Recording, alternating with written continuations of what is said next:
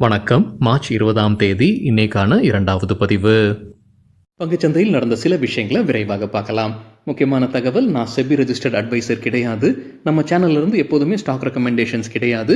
YouTube channel மட்டும் இல்லைங்க, மற்ற சோஷியல் மீடியா பிளாட்ஃபார்மான இன்ஸ்டாகிராம், வாட்ஸ்அப், டெலிகிராம்ல இருந்து கூட நாம ஸ்டாக் ரெக்கமெண்டேஷன்ஸ் வழங்குவதில்லை. மேலும் பணத்தை வாங்கிட்டு எந்த சேவையும் வழங்குவது இல்லை. பல போலியான குரூப் இயங்கிட்டு இருக்கு. தயவு செய்து ஜாகிரதையாக இருங்க.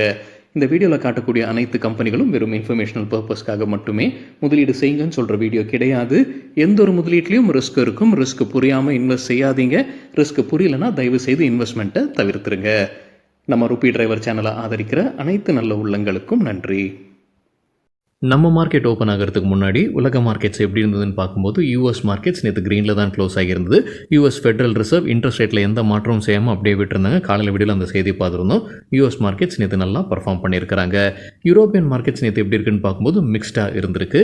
இன்றைக்கி நம்ம மார்க்கெட் ஓப்பன் ஆகிறதுக்கு முன்னாடி ஏஷியன் மார்க்கெட்ஸ் எப்படி இருக்குன்னு பார்க்கும்போது பெரும்பாலும் க்ரீனில் தான் ட்ரேட் ஆகிட்டு இருந்தது. குறிப்பாக கிஃப்ட் நிஃப்டி 0.4% க்ரீனில் ட்ரேட் ஆகிட்டு இருந்தது. நம்ம மார்க்கெட் ஓப்பன் ஆகிறதுக்கு முன்னாடி எடுத்த ஸ்க்ரீன்ஷாட் இது. இந்த வீடியோ சேர தருணத்தில் நம்ம மார்க்கெட் ஓப்பன் ஆகி நிஃப்டி 0.5% க்ரீனில் ட்ரேட் ஆகிட்டு இருக்கு. சில இண்டிவிஜுவல் ஸ்டாக்ஸ் மற்றும் செய்திகள் விரைவாக பார்க்கலாம்.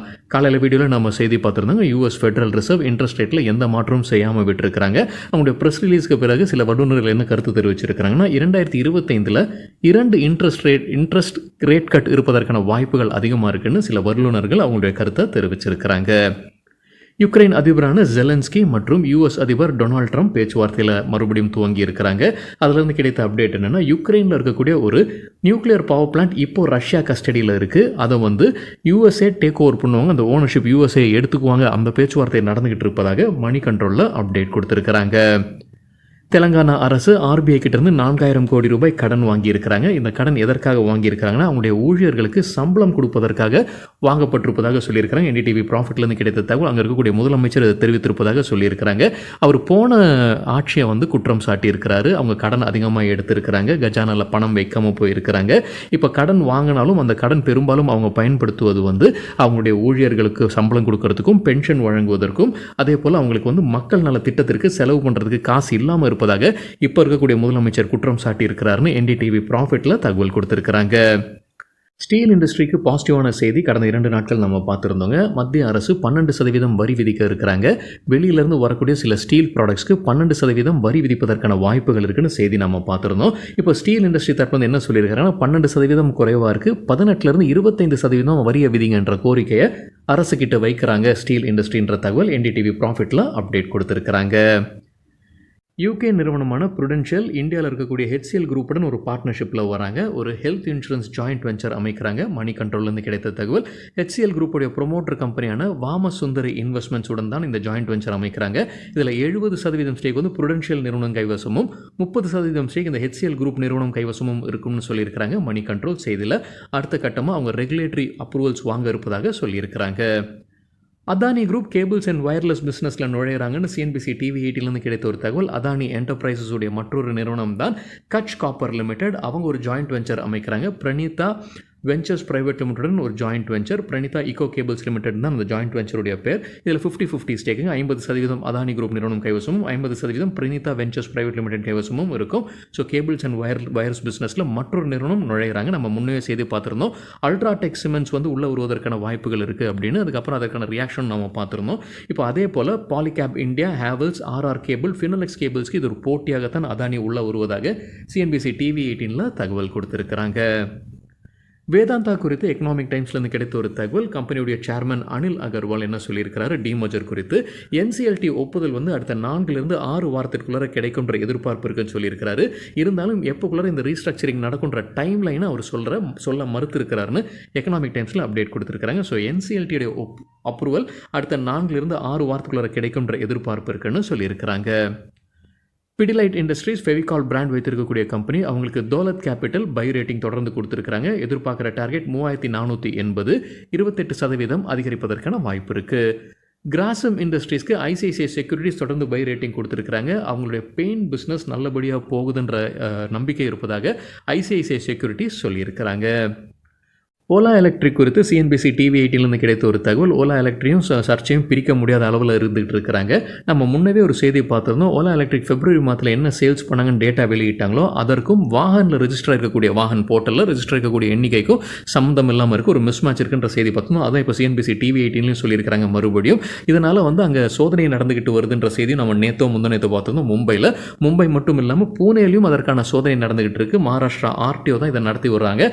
சில வாகனங்கள் அவங்க பறிமுதல் செய்திருக்கிறாங்கன்ற செய்தியும் வெளியாகி இருந்தது. அதை தான் இப்போ மறுபடியும் சிஎன்பிசி டிவி 18ல தகவலாக சொல்லியிருக்கிறாங்க. 36 ஸ்கூட்டர்ஸ் அவங்க பறிமுதல் செய்திருக்கிறாங்க மும்பை மற்றும் புனேல. ஹுண்டாய் குறித்தான ஒரு அப்டேட். என்டிடிவி ப்ராஃபிட்லேருந்து கிடைத்த ஒரு தகவல். அவங்களுடைய வாகனத்துடைய விலையை உயர்த்துறாங்க, 3% வரைக்கும் உயர்த்துறாங்க. ஏப்ரல் மாதத்துலேருந்து இதை நடைமுறைப்படுத்துகிறாங்க. இன்புட் காஸ்ட் அதிகரிக்குது, அதை சமாளிப்பதற்காக தான் இதை உயர்த்துவதாக ஹுண்டாய் இந்தியா சொல்லியிருக்கிறாங்க. இதற்கு முன்னாடி கியா இந்தியாவும் விலையை உயர்த்தி இருக்கிறாங்க. அதற்கு முன்னாடி டாடா மோட்டார்ஸ், மாருதி சுசுக்கியும் விலையை உயர்த்தி இருக்கிறாங்க. டாடா மோட்டார்ஸ், மாருதி சுசுக்கி 3 மாதத்தில் இது 3வது முறை விலையை உயர்த்துறாங்கன்றதையும் குறிப்பிடத்தக்கது. என்டிடிவி ப்ராஃபிட்லேருந்து கிடைத்த தகவல். இண்டிகோ ஏர்லைன்ஸ் குறித்து எக்கனாமிக் டைம்ஸ்லேருந்து கிடைத்த தகவல். இண்டிகோ ஏர்லைன்ஸுடைய பேரண்ட் கம்பெனி தான் இன்டர்குளோப் ஏவியேஷன். அவங்க நிஃப்டிக்குள்ளார இடம் பிடிப்பதற்கான வாய்ப்பு இருக்குது. யாருக்கு பதிலாக? ஹீரோ மோட்டோகாப்புக்கு பதிலாக இண்டிகோ ஏர்லைன்ஸுடைய பேரண்ட் கம்பெனி அந்த நிஃப்டியில் இடம் பிடிப்பாங்கன்னு நுவாமா கருத்து தெரிவிச்சிருக்கிறாங்க. நேற்று இன்டர்குளோப் ஏவியேஷன் நல்லா பர்ஃபார்ம் பண்ணியிருந்திருக்கிறாங்க. அதற்கு முக்கிய காரணம் எக்கனாமிக் டைம்ஸில் சொல்லியிருப்பது அவங்களுடைய 4வது குவார்ட்டர் ரிசல்ட் ஸ்ட்ராங்காக இருக்குன்ற எதிர்பார்ப்பு இருக்குது. அந்த கைடன்ஸை கொடுத்துருக்காங்க போல தெரியுது கம்பெனி. அது ஒரு முக்கிய காரணமாக சொல்லியிருக்கிறாங்க நேற்று நல்லா பர்ஃபார்ம் பண்ணதற்கு. கார்டன் ரீச் ஷிப் பில்டர்ஸ் தரப்புல ஒரு அப்டேட் இருக்குது. நாகாலாந்து அரசுடன் அவங்க ஒரு மெமரண்டம் ஆஃப் அண்டர்ஸ்டாண்டிங்கில் கையெழுத்திட்டு இருக்கிறாங்க. Double lane modular steel bridges வழங்குவதற்காகத்தான் இந்த ஒப்பந்தம்னு சொல்லியிருக்கிறாங்க கார்டன் ரீச் ஷிப் பில்டர்ஸ். கேன்ஃபின் ஹோம்ஸ் தரப்புல ஒரு அப்டேட் இருக்குது. கம்பெனியுடைய சீஃப் ஃபினான்சியல் ஆஃபீஸர் ராஜினாமா செய்திருக்கிறாரு. மஹிந்திரா லைஃப் ஸ்பேஸ் டெவலப்பர்ஸ் குறித்து மணி கண்ட்ரோல்லேருந்து கிடைத்த ஒரு தகவல். கோல்ட்மேன் சாக்ஸ் ஷேர்ஸை விற்பனை செய்திருக்கிறாங்க. 0.54% ஸ்டேக்கை விற்பனை செய்திருக்கிறாங்க. சராசரியாக ஒரு ஷேர் விலை $330.31 டிரான்சாக்ஷன் நடத்தியிருக்கிறாங்க. ஒட்டு மொத்தமாக கிட்டத்தட்ட 28 கோடி ரூபாய்க்கு ஷேர்ஸை விற்பனை செய்திருக்கிறாங்க கோல்ட்மேன் சாக்ஸ். Paras defence and space technologies தரப்பு ஒரு அப்டேட் இருக்குது. டிஆர்டிஓ கிட்டேருந்து ஒரு ஆர்டர் கிடச்சிருக்கு. அதோடைய மதிப்பு 142 கோடி ரூபாய். HIL கம்பெனியுடைய பெயர் மாற்றம் செய்திருக்கிறாங்க. பிர்லா நியூன்னு புது பெயர் கொண்டு வந்திருக்கிறாங்க HIL. NCC தரப்புல ஒரு அப்டேட் இருக்குது. அமராவதியிலேருந்து அவங்களுக்கு ஒரு ஆர்டர் கிடச்சிருக்கு. 2129 கோடி ரூபாய்க்கான ஒரு பெரிய கான்ட்ராக்ட். யார்கிட்ட இருந்து? Andhra Pradesh capital region development authority கிட்ட இருந்து கிடைத்த ஆர்டர் இது. டிமார்ட் குறித்து எக்கனாமிக் டைம்ஸ்லேருந்து கிடைத்த ஒரு தகவல். அவென்யூ சூப்பர் மார்ட்ஸ் அவங்க 175 கோடி ரூபாய் முதலீடு செய்கிறாங்க அவங்களுடைய சப்சிடரி நிறுவனமான அவென்யூ இ-காமர்ஸ் நிறுவனத்தில். சிஎட் குறித்து எக்கனாமிக் டைம்ஸ்லேருந்து கிடைத்த ஒரு தகவல். அவங்க ப்ரீமியம் அல்ட்ரா ஹை பர்ஃபார்மன்ஸ் மற்றும் லக்ஸரி 4-வீலர் செக்மெண்ட்டில் கூடுதலாக கவனம் செலுத்துகிறாங்க. ஒரு பெரிய வளர்ச்சியை எதிர்பார்க்குறாங்க அடுத்த 3-5 ஆண்டில் இந்த செக்டர்ஸில். ஹிந்துஸ்தான் ஏரோநாட்டிக்ஸ்க்கு Motilal Oswal financial services buy rating கொடுத்துருக்காங்க. எதிர்பார்க்குற டார்கெட் 3750, கொடுத்துருக்கிற கால அளவு அடுத்த சில வாரங்கள். டிரான்ஸ்ரெயில் லைட்டிங் தற்போது அப்டேட் இருக்குது. கம்பெனிக்கு புதிதாக கிடைத்த ஆர்டர்ஸுடைய மதிப்பு 1647 கோடி ரூபாய். இது பவர் டிரான்ஸ்மிஷன் அண்ட் டிஸ்ட்ரிபியூஷன் மற்றும் ரயில்வே செக்டர்ஸ் கீழே கிடைத்த orders.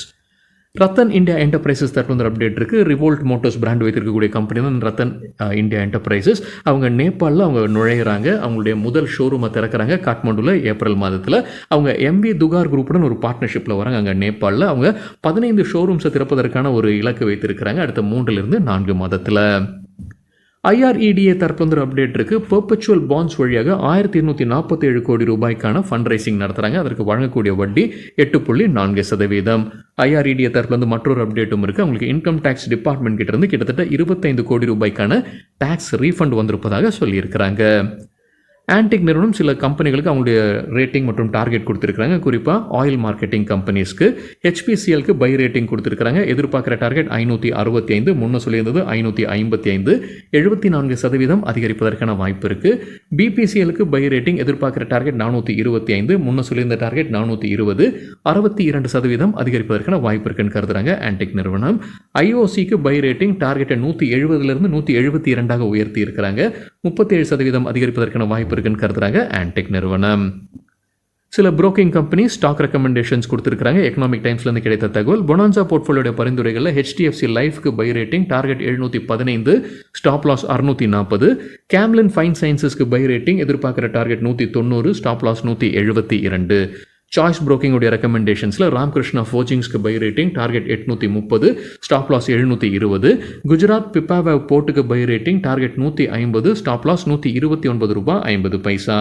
எல்என்டிக்கு buy rating target 3650, stop loss 3150. LKP செக்யூரிட்டிஸுடைய பரிந்துரைகளில் ஸ்டேட் பேங்க் ஆஃப் இந்தியாவுக்கு buy rating target 785, stop loss 714. அவங்க சொல்லியிருக்கிற காரணம் என்னென்னா டெய்லி சார்ட்டில் ஃப்ளாக் பேட்டர்ன் பிரேக் அவுட் நடந்திருப்பதாக சொல்லியிருக்கிறாங்க. ஃப்ளாக் பேட்டர்னா என்ன அப்படின்னு நம்ம வேறொரு வீடியோவில் டீட்டெயில்டாக பேசியிருக்கோம். அந்த வீடியோட லிங்க் இந்த வீடியோட டிஸ்கிரிப்ஷனில் இருக்குது. எம்ஓஎஃப்எஸ்எல்க்கு பை ரேட்டிங் கொடுத்துருக்காங்க. எதிர்பார்க்குற டார்கெட் 664, ஸ்டாப் லாஸ் 604. எஸ்ஜேவிஎனுக்கு buy rating target 98, stop loss 88. உலகத்தில் மிகவும் சந்தோஷமான நாடு எது? வேர்ல்ட் ஹாப்பினஸ் ரிப்போர்ட் 2025 வெளியாகி இருக்கு. முதலிடம் ஃபின்லாந்து நாட்டுக்கு கிடைச்சிருக்கு. தொடர்ச்சியாக 8வது முறை ஃபின்லாந்து முதலிடத்தை பிடிக்கிறாங்க. உலக அளவில் மிக சந்தோஷமான நாடுகளுடைய பட்டியல். 2வது, 3வது, 4வது இடம் ஃபின்லாண்டுடைய பக்கத்து நாடுகளுக்கு தான் கிடைச்சிருக்கு. டென்மார்க், ஐஸ்லாந்து மற்றும் ஸ்வீடன். இந்தியாவுக்கு 118வது இடம். போன ஆண்டு 126வது இடத்துல இருந்திருக்கிறாங்க. யூஎஸ்ஏக்கு 24வது இடத்துல இருக்கிறாங்க. எவ்வளவு நாடுகளில் இந்த சர்வே நடத்தியிருக்கிறாங்க? 147 நாடுகளில் இந்த சர்வே நடத்தியிருக்கிறாங்க. இந்தியாவுக்கு 118வது இடம், யூஎஸ்ஏக்கு 24வது இடம். சரிங்க, இதுதான் சில விஷயங்கள் என்னுடைய பார்வைக்கு எட்டியது. நன்றி, வணக்கம்.